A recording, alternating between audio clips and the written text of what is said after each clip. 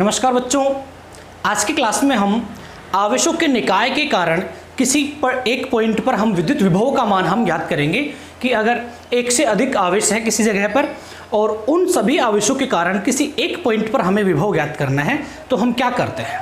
तो देखिए, हम क्लास को स्टार्ट करते हैं। हमारे पास में यहाँ पर कोई आवेश रखा है Q1, यहाँ पर Q2, यहाँ Q3 और यहाँ पर Q4 और यहाँ मान लिया ऐसे चलता रहेगा अप टू Qn तक। और इन सभी आवेशों के कारण हमें किसी एक पॉइंट पर, और पॉइंट मान लिया हमने यहाँ पर है, किसी एक पॉइंट P पर हमें विद्युत विभव का मान हमें ज्ञात करना है।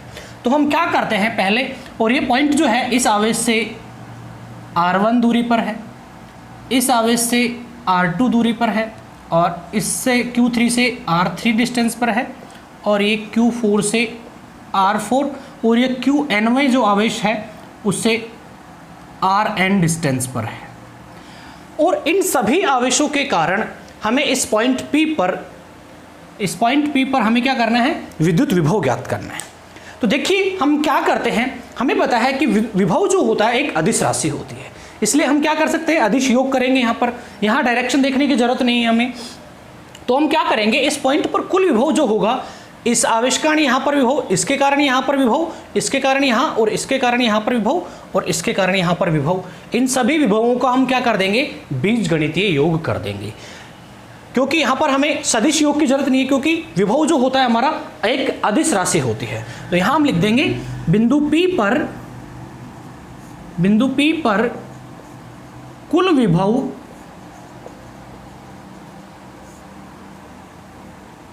अलग अलग आवेशों के कारण, अलग अलग आवेशों के कारण विभवों के बीजगणितीय योग के बराबर होता है, बीजगणितीय योग के बराबर होता है। तो यहां पर हम देखेंगे बीजगणितीय योग करेंगे। तो देखिए इस पॉइंट P पर विभव जो होगा वो V बराबर क्या हो जाएगा, K। हमें पता है एक पॉइंट चार्ज के कारण जो विद्युत विभव होता है वो KQ अपॉन R होता है, जहां K कांस्टेंट होता है, Q वो चार्ज। तो यहाँ 1 के कारण हम देख रहे हैं तो KQ1 upon R1 plus KQ2 upon R2 plus KQ3 upon R3 plus KQ4 upon R4 और ये ऐसे चलता रहेगा कहाँ तक, up to KQn upon Rn तक, जहाँ पर ये K जो है ये क्या है, कांस्टेंट है। और इस K की जो वैल्यू है ये पिछले वीडियोज़ में मैंने आपको बता रखी है, 1/4 पाई एप्सिलॉन नॉट होती है। तो ये हम लिख सकते हैं यहाँ पर। तो अब देखिए यहाँ K सब जगह से क्या आ रहा है, कॉमन आ रहा है। K सब जगह से कॉमन आ रहा है तो V इज इक्वल टू, हमारे पास K हमने बाहर ले लिया तो ये आ जाएगा Q1 upon R1 plus Q2 upon R2 plus Q3 upon R3 Q4 upon R4 up to Qn upon Rn। और इसको हम और भी शॉर्ट में लिख सकते हैं। तो V is equal to K sigma I is equal to 1 से लेके N तक। तो यहाँ हम लगा देंगे QI अपॉन RI। अब ये I का मान जो है 1 से लेके हम N तक पुट करेंगे, सिग्मा है तो ये बीच में प्लस लगाते चलेंगे तो ये ऊपर वाली टर्म आ जाती है। इसको हम ऐसे भी लिख सकते हैं, या K की जगह हम वैल्यू पुट करें तो ये भी हमारे पास 1/4 pi epsilon naught I is equal to 1 to N QI upon RI आ जाता है। तो ये है हमारे पास में आवेशों के निकाय के कारण किसी एक बिंदु पर विभव ज्ञात करना होता है। तो हम क्या करते हैं, सभी आवेशों का बीजगणितीय योग हम कर देते हैं। अब देखिए बच्चों, इस पर आधारित एक हम न्यूमेरिकल करते हैं ताकि ये और भी अच्छे से समझ में आ सके। तो देखिए हम न्यूमेरिकल करते हैं। न्यूमेरिकल में क्या है कि एक वर्ग है और उस वर्ग के 4 कोने हैं, उन 4 कोनों पर आवेश रखे हैं और उन सभी आवेशों के कारण हमें किसी एक पॉइंट पर विभव पूछा है और वो पॉइंट है उस विभव उसका केंद्र। तो हमारे पास में क्वेश्चन है कि एक वर्ग है और इस वर्ग की जो भुजा है वो कितनी है, √2 मीटर है। इस स्क्वायर की जो साइड है वो √2 मीटर है। अब ये ABCD 4 ये इस वर्ग के कोने हैं। अब ये कह रहा है कि इस वर्ग के कोनों पर हमारे पास में यहाँ पर 100 माइक्रोकूलम का आवेश रखा है, इसको हम Q1 मान लेते हैं, और यहाँ पर Q2 जो है वो -50 माइक्रोकूलम रखा है, और Q3 जो है वो 20 माइक्रोकूलम का रखा है, और यहाँ Q4 जो है वो -60 माइक्रोकूलम है। इन चार, ये आपको थोड़ा सा आयत जैसा दिख रहा है लेकिन आप इसको वर्ग मान लो कि इनकी दोनों भुजाएं क्या हैं, बराबर हैं।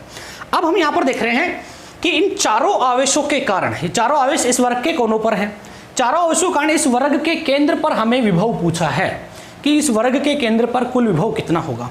तो देखिए बच्चों, वर्ग का केंद्र क्या होता है, वर्ग के विकर्णों का प्रतिच्छेदन बिंदु। तो ये इसके विकर्ण हो गए,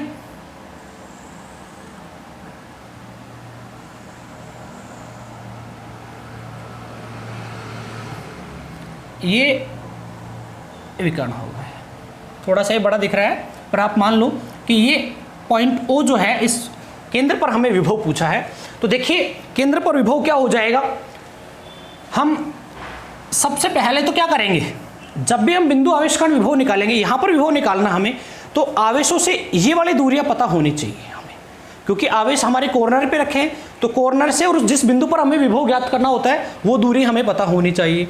अब हमें पता है कि वर्ग में ये जो दूरियां हैं, ये सारी दूरियां क्या होती हैं, बराबर होती हैं। तो यहाँ पर हम ये दूरियां ज्ञात कर लेते हैं, AO BO CO DO क्या है। तो ये दूरियां ज्ञात करने से पहले हम क्या कर दें, AC ज्ञात कर लेते हैं। तो देखिए वर्ग का विकर्ण हम देखें तो वर्ग का विकर्ण AC और BD दोनों क्या होंगे, बराबर होंगे। जितना AC होगा उतना ही BD होगा, दोनों विकर्ण बराबर होते हैं। और ये हम कैसे निकालते हैं, पाइथागोरस प्रमेय से। इसका स्क्वायर प्लस इसका स्क्वायर का रूट हम कर देंगे। तो देखिए √2 का स्क्वायर प्लस √2 का स्क्वायर, तो ये हमारे पास में आ जाता है √2 का स्क्वायर 2 प्लस 2, तो कितना हो जाएगा 4, और 4 का रूट कितना हो जाएगा 2। तो हमारे पास में विकर्ण आ गया AC और BD दोनों 2 मीटर के बराबर आ गए। अब देखिए हमें यहाँ से यहाँ तक की डिस्टेंस 2 मीटर है, तो हमें ये निकालते हैं, और हमें पता है कि ये जो चीज़ है AO बराबर होती है BO के, और ये BO CO DO तीनों क्या होते हैं, ये चीज़ें बराबर होती हैं। तो यहाँ पर, और ये किसके बराबर होती है, जितना विकर्ण है उसका हाफ। ये डिस्टेंस जो है AO जो है वो AC के हाफ के बराबर होता है। तो यहाँ से हमारे पास में AO बराबर BO बराबर CO बराबर DO, ये सारी जो है ये विकर्ण का हाफ के इक्वल होती है, और विकर्ण का हाफ 2/2 करेंगे तो 1 मीटर हमारे पास में आ जाती है। मतलब ये जो दूरियां हैं ये 1 मीटर के बराबर है। अब हम क्या करेंगे, बिंदु O पर विभव या केंद्र पर विभव, तो यहाँ केंद्र पर कुल विभव, केंद्र पर कुल विभव क्या हो जाएगा, V = KQ1/AO, क्योंकि ये Q1 है, प्लस KQ2/BO प्लस KQ3/CO, क्योंकि ये Q2 BO लेंगे, Q3 यहाँ पे है तो CO, और Q4 है तो DO लेंगे, और KQ4/DO। अब देखिए K को हम बाहर ले सकते हैं, तो क्या आ जाएगा, V = K हमने बाहर ले लिया, और ये आ जाएगा Q1 की वैल्यू पुट कर दो। Q1 की वैल्यू कितनी है हमारे पास, 100 माइक्रोकूलम, तो ये 100 × 10⁻⁻6 अपॉन में AO कितना है, AO हमारे पास में 1 मीटर है, तो ये 1 आ गया, प्लस Q2। अब देखिए K को तो हमने बाहर ले लिया, Q2 की वैल्यू हम पुट करेंगे, तो Q2 की वैल्यू कितनी है, माइनस की। तो देखिए विभव के फॉर्मूले में हम आवेश का मान चिन्ह सहित रखते हैं, तो यहाँ पर आ जाएगा -50 × 10⁻⁻6 अपॉन 1, प्लस Q3 कितना है, 20 है, तो ये 20 इंटू 10 की पावर -6 इसलिए लिख रहे हैं कि माइक्रो को हम कूलाम में कन्वर्ट कर रहे हैं, अपॉन 1, और फिर ये भी माइनस का है तो यहाँ पर भी माइनस का आ जाएगा, तो -60 इंटू 10 की पावर -6 अपॉन 1। यहाँ से k हमने बाहर ले लिया था। अब देखिए k की वैल्यू हम पुट कर देते हैं, तो v is equal to k की वैल्यू है 9 इंटू 10 की पावर 9, ये 1 का हम भाग देंगे तो कोई फर्क पड़ नहीं पड़ेगा, इंटू अब देखिए हमारे पास में 50 और ये 60 दोनों क्या है, माइनस के हैं। 100 और ये 20 कितने हो गए, 120। 120 में से हम 50 और 60 कितना होता है, 110, तो कितना आ जाएगा 10, तो ये 10 गुणा 10 की पावर -6 हमारे पास में आ गया है। अब यहाँ 10 की पावर 9 और 1 ही हो गई, तो 10 की पावर 10 में से माइनस का 6 गया तो कितना बचा, प्लस का 4, तो 9 गुणा 10 की पावर 4 वोल्ट, ये हमारे पास में केंद्र पर कुल विभव आ जाता है। इस वृत्त के कोनों पर स्थित सभी आवेशों के कारण इस केंद्र पर विभव जो आता है वो 9 गुणा 10 की पावर 4 आता है। इस प्रकार से हम और भी न्यूमेरिकल कर सकते हैं। धन्यवाद।